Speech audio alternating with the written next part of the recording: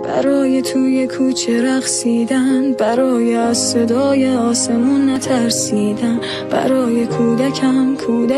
کودکامون، برای جنازه هایی که دیگه پوسیدن، برای بیخوابی و فکر بی آبی، برای پریدن از خوابهای رویایی، برای نوزاد شیرخوار زیر آوار، برای مادرها و سرتهای تکراری، برای بیمارستانی که شد سردخانه، برای دروغا تو اخبارای 100 زبانه، برای کشتن خبرنگاری که رصد کرد، برای تغییر ماجرا به هر بهانه، برای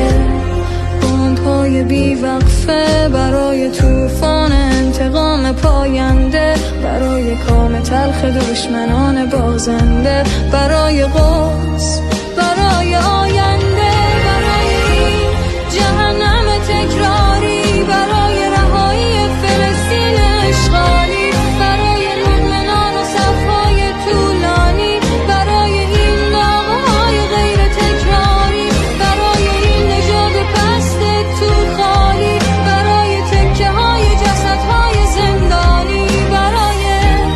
زخم‌های تیر خورده، برای خورشید پس از شبای طولانی، برای 70 سال مرگ اجباری، برای نه به جنگ